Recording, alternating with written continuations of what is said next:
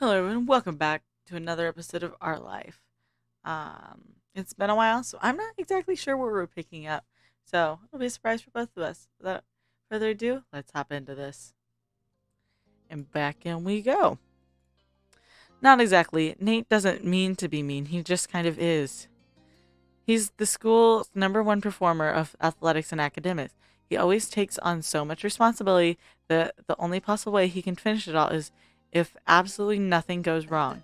But that's impossible, so he's always stressed and ready to snap. He can't handle it when someone seems to be causing a problem. That's why during the field trip, he was upset when I went off on my own like that. Still, he's really smart and reliable and sensitive and cares a lot. Most of the time, people don't even realize his way of dealing with stuff upsets other people. Cove had a patient smile on his face, listening earnestly as Shlo rattled on his list of Nate's good traits. You know him pretty well. Are you actually friends? Well, not exactly. Me and Nate are in the same after school group. About once a month, me and six other students and a supervisor get together to talk. We did it all of last year. I think next year we're going to be in the same group again. I hope so. Nice, that's weird. Why would you want to be in a group with him? I'm glad Nate's not so bad after all. You didn't comment on it.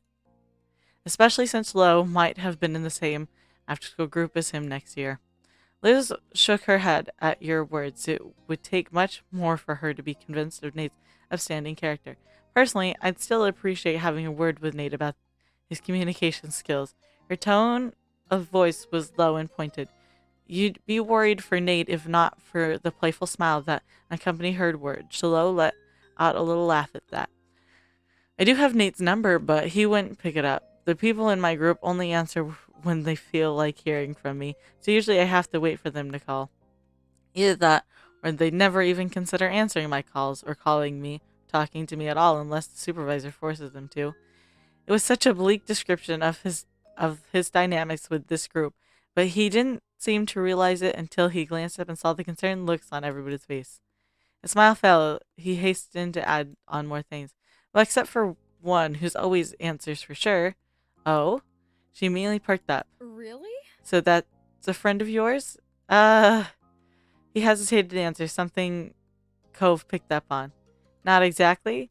Yeah, I'd like to be friends, though. All right. Liz crossed her arms together once more, grim-faced like she was the commander of a ship about to lead her little crew into battle. You should call them right now. What? If you want to be friends with them, I can help. If you're going to be in the same group again, then you should at least try to get along. No, I couldn't. He quickly grew flustered, his tongue stumbling over his sentences. I don't want to be a I bother. mean, Liz, what are we going to do? Watch him while he talks to someone on the phone? No, Cove. Shallow. The last syllable of Shalow's name trailing off into nothing. It soon became clear Liz had not fully thought out the plan yet, but she wouldn't be Liz if she just stopped there. Shallow could put them on a video call and we could all talk together, of course. She clapped her hands together, a wide smile on her face that didn't leave room for dissent, dissenting All options. right. It's a good idea. It'll work. It's a great idea. It's a terrible idea. Co's right. You had to worry. You had no words for that. That's a terrible idea. So you don't have to listen to her. Oh, all right. Listen. You will roll of her eyes as if you were the one with the ridiculous idea. Come on, Shlo. We'll just talk to them. Say we're your friends from out of town. The worst that could happen is nothing changes. But once they have more chances to talk to you, I know they'd be convinced to be better friends. It's going to turn out okay. Shlo started to answer, but his hand was already hovering over one of the pockets of his pants. All right, we can talk. Yes. Liz. Liz clenched a hand into a fist, cheering as Tilo officially reached into the pocket and pulled out his phone. This girl. First, she yells his name, not even knowing if it's his. And it could be a random stranger, okay? Disrupting people. Now she wants to call this boy we don't even know. Whack. You noticed it was the same type of model as your own, but his had a red case around it. The screen lit up and Shiloh requested a video call with some number in his contacts. None of none of none of them on the list had names. He must remember what number belongs to what person. He inched closer to the three of you so everybody could hear better. Vaguely, you wondered how this looked from the outside. Four teenagers on the verge of adulthood hanging out on an old playground, all huddled up around a single phone. Strange? Suspicious? The ringing of the phone broke uh, you out of your musings. You kept your eyes on the screen, heart speeding at the end of each dial tone, thinking, could this be it? Only to have another start up. It had been ringing for a while when you started to think of what Cove said about all of you watching as Shiloh talked on the phone. Maybe even that wouldn't happen. Shiloh could sense the awkwardness in the air, smiling, trying to dispel it. This is normal, don't worry. Just as he said it, the call ended, not even going to voicemail. Shiloh clicked to redial. He never answers on the first call. He always does on the second. That's how it is. At least with most people. There are exceptions. Ulysses and Cove furtively furtively. I don't. A word. Can't. No. Shared ambiguous looks, none of you wanting to accidentally discourage Shiloh. Then you focused on the phone again. It started ringing once more. The jingle suddenly cut off in the middle, followed by a faint sound of white noise. With a big smile of flushed cheeks, Shiloh brought the phone up to his face. A voice low and groggy came rasping out of the speaker. Hello? Shiloh, on the other hand, was much more chipper. Hi, I'm visiting a town I used to live in when I was little. I wanted to introduce my group mate to the people I knew back then. Some of them have already met Nate. Can you say hey to them too? And with that rushed intro, Shiloh stuck the phone out towards Cove, gesturing him to greet the person on the other end. Although Cove hadn't been on board in the beginning, the only indication of that now was the lopsided tilt of a smile. He turned his gaze towards the screen, opening his mouth to speak, only to stutter a complete stop. Huh? All Cove could do was sputter and gape at the screen. His reaction had Shiloh brow crinkle and worry. What? Shillow's group mate didn't sound particularly impressed with how this conversation was going so far. Shiloh frowned, retracing his arm away from Cove. As he did so, the screen tilted towards you and you caught a glimpse of what was on the screen.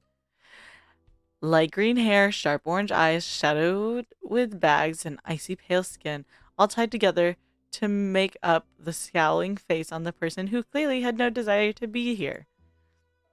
You had no idea what was going on. You knew him. We do know him. A flood of memories arose, flashed to one summer years ago. This very same park, you holding on to an arrangement of fruit, Derek and Cove at your side. And that kid, mean and tiny chihuahua, snapping at everyone who dared to come close. Are you Jeremy? The bowl cut kid, you scream. Quick, hang up the phone. Wow, you look a lot better now. Stared in shock. The bowl cut kid. Huh? Cove still couldn't take his wide eyes off the phone. He spoke in a very small voice, almost a squeak. Jeremy? Yeah. His reply was mildly annoyed at this point. How did you know his name was Jeremy? You didn't tell them? No, I only called you. Somebody from my group at school. Jeremy regarded Cove cautiously for the first time, giving the situation a little more focus. Cove bristled, sucking in a long, deep, dramatic breath. Oh my god.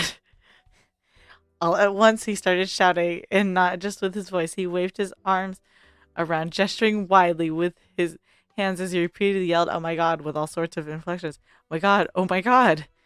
All these antics, Jeremy gave a short huff and sighed through his teeth and sound tiny over the phone speakers. What is this, Shiloh? Are you trying to make me suffer? Are you still mad about what happened at the amusement park? I was on your side, you know. Liz, who had been entirely lost this whole time, finally spoke up. Huh? What happened at the amusement park? But no one paid the question any mind.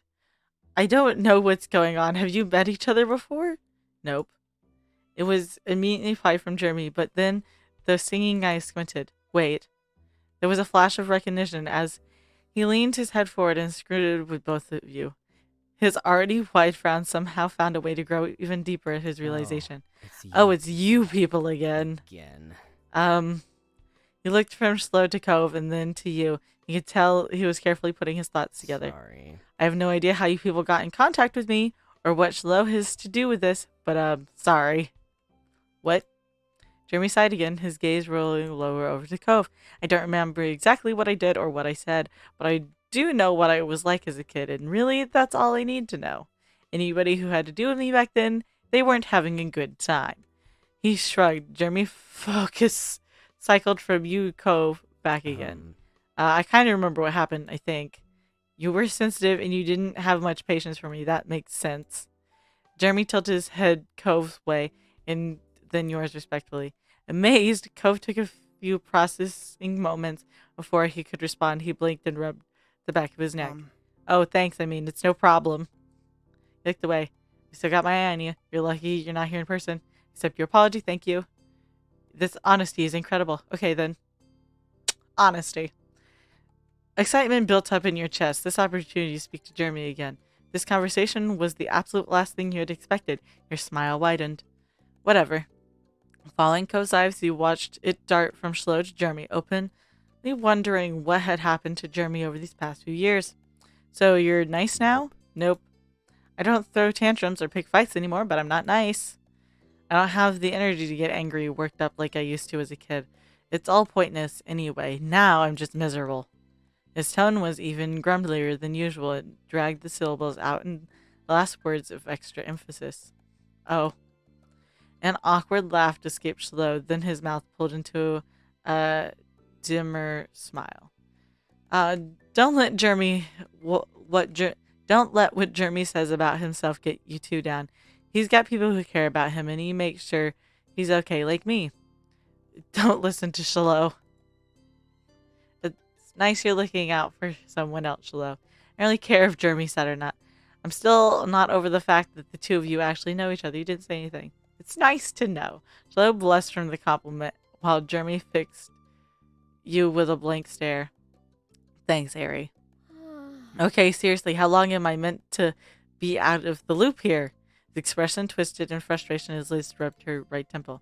Why am I the only one who doesn't know this kid? Shlo goes to school with him. That's fine, but how did the two of you meet him and I didn't? He was around town one summer back like 5 years ago. You were there.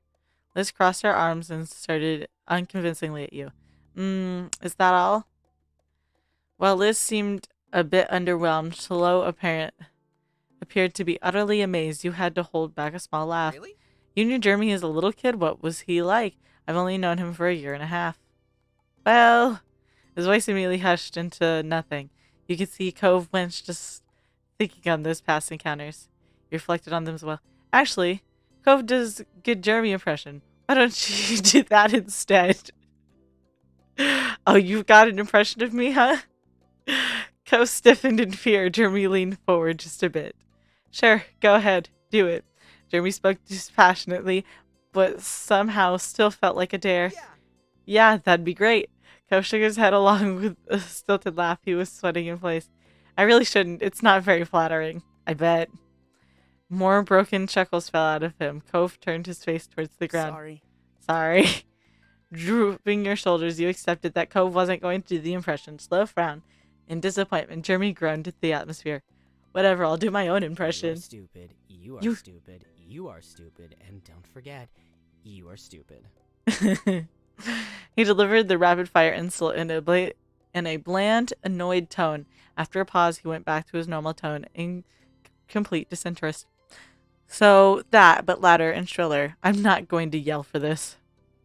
That was amazing. That's a weak impression. Sheesh, I can do a better impression than that. You laughed. Shook your head silently. Jeremy didn't say anything. The only reaction you got out of him was a single raised eyebrow. You took it as an invitation to go ahead with it. Ahem. Visiting a nice beach town seemed to be my extended family is torture. Why can't I just sit alone in the dark doing nothing? My life is so hard. Yep, that pretty much sounds right. At this confirmation, Shlo burst out into uncontrollable laughter. Even when he calmed moments later, gasping for breath, there was still a wide grin plastered on his face. I can't even imagine Jeremy being like that. I can't imagine him not being like that. They both chuckled again. Cove's mouth pulled into a bent smile. I mean, Jeremy hasn't made fun of my eyebrows once this whole conversation. Unbelievable. Huh? Jeremy blinked and focused all of his attention on Cove. His eyes unmistakably narrowed in on the eyebrows. He didn't say anything at first, and then his words came out in a mumble. That makes sense. I guess insulting eyebrows was just what I did as a kid. What does that mean? What do you think it means? You weren't the only kid in the world with bad eyebrows, and you're not the only one I picked on for it. Seriously? I wasn't. You couldn't help yourself, could you? Nope. Wow, so what made their eyebrows bad? Are you curious if you are better by terrible eyebrow standards at least? Kind of, yeah. Sigh. Incredulously, Cove looked from Jeremy to you, and then back to him again. You had questioned if you heard that right. He spoke the word sigh instead of actually sighing. Notice the reaction Jeremy sighed for real, but he continued to answer Cove's question. The guy has particularly odd hair coloring, white hair, but only on the top of his head. Every other strand on his body was dark brown, including his immensely bushy eyebrows. He was born that way. It's not dyed. So you were the scarred boy with dumb wavy eyebrows, and was the white-haired boy with the stupid caterpillar eyebrows. Ow. Unexpectedly, a loud gasp came from Slow at that description. No, you picked on Pran for his eyebrows? I did. I'm sure you find that hilarious. No, that's not very funny. So he said, but Slow was smothering laughter. The unconvinced note in Jeremy's voice didn't surprise you. Okay, wait, give me a second. Let me just... Jeremy rolled his eyes in the slowest, most exaggerated way possible. When he made a complete circle, he spoke flatly, while Shlo broke into a fit of giggles. There. Who's Pran? Shlo knows him too? Well, Jeremy and Pran have known each other for a long time. They've managed to go to the same boarding school later on. I met them both there in spring of last year. We're all group mates. Jeremy's gaze slid away from Shlo. He looked somewhere between you and Cove. Pran and I met about 4.5 years ago, back when I was still an intolerable brat and Pran was meek. Yeah, you can only imagine how amazing that combination was. Yeah, it must make those group meetings awkward. Nope, somehow, someway, for some reason, Pran chose to stubbornly stick with me for as long as we've known each other. He's my best friend. What? It's surprising, I know. I have a best friend that isn't the caterpillar browed guy of all people, but I guess things balance out in the end. Pran's timid nature and is good and dead. He grew up to be colder than even me. I'm mopey, and he's broody. A perfect match. Two peas and are ruining everybody's life pod. gross. Don't quote Everett. Cove whined after Jeremy snapped at his last remark.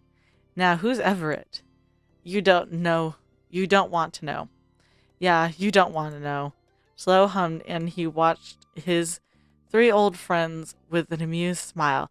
He was having fun. Before you could say anything, Jeremy continued. Everett is also a part of the group, unfortunately, but he chose not to elaborate further than that. Liz sighed this time. You could feel her frustration. You couldn't blame her for that. She hadn't been able to participate much at all. She didn't know Jeremy then, so there's no basis for reminiscing now, and there was a 10-year gap in history with Shiloh. The whole situation struck an odd chord with you. The 2 boys that you knew separately came to know each other, and now they know each other much better than they know any of you. Shiloh was almost a stranger. You shrugged off the feeling. You didn't know how to feel. You were on the same page as Lid.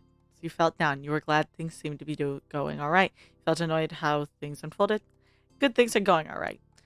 Jeremy hadn't left the call. You were learning bits and pieces about Shiloh's new world outside of Sunset Bird. You were taking both as little wins. Turning to the 3 of you, Shiloh smiled apologetically. You wondered if he was picking up on how in the dark Cove and Liz were feeling. He was perceptive when he wanted to be. Hey, is there anything you want to hear about Jeremy? I can tell you all about him. We should get to know each other better. Don't do that. It'll be okay. Jeremy whined, but Shiloh brushed his complaints off. He remained happily focused on the rest of you, and Liz seemed to perk up at the conversation shift. That sounds great. We should get to know Jeremy. So, who wants to go first? Despite being eager, it was obvious Liz hadn't had any ideas herself. Jeremy let out a very long sigh. What was his birthday? Was his full name? Can I get his number? What are his parents like? Does he have any siblings? Does he have any hobbies? Is he doing well now? How tall is he? What happened to his volcanic glasses? What did happen to the music mark? Is he single? I don't have any questions. What happened to his bowl cut? He had a bowl cut? That sent Slow into a fit of laughter while Jeremy shook his head disapprovingly. Through chuckles, Shiloh continued with his best guess. His mom and dad probably decided that back then, and now he picked, or they developed new taste over the years. As for his glasses, Jeremy wears contacts at school when he's out and about, but he still wears glasses when he's at home or working part-time at his parents' hobby shop. Is he single? That had Shiloh giggle. He smiled down at the screen. Jeremy isn't in anything official, but he does have someone he goes on dates with from time to time.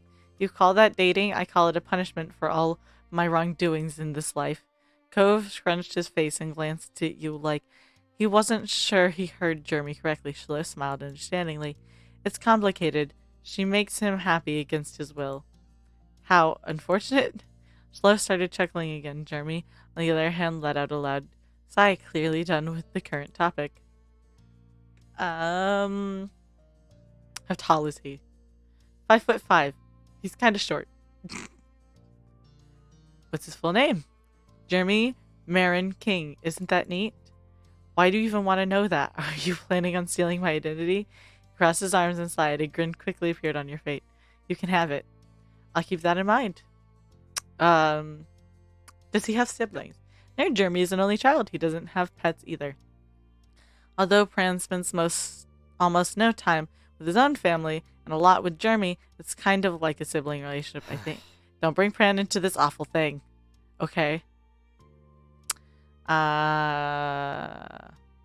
are his parents like? They're nice and optimistic. They work really hard, but they can be smothering, sort of usually embarrassing Jeremy.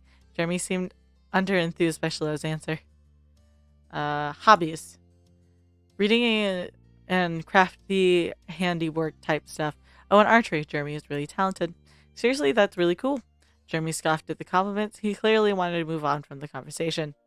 When's his birthday? Can I get his number? Is he doing well in school? What did happen at the amusement park? Oh. I want to know what happened. Oh, I don't actually know. I can only think of one time when we were both there. I hope you enjoyed today's video, and if you did, remember to hit like. That way I know you're enjoying the content I'm making, and subscribe. Then you can come back and see what happens next. I won't take up any more of your time. Hope you had a good day. I'll see y'all next time. Bye-bye.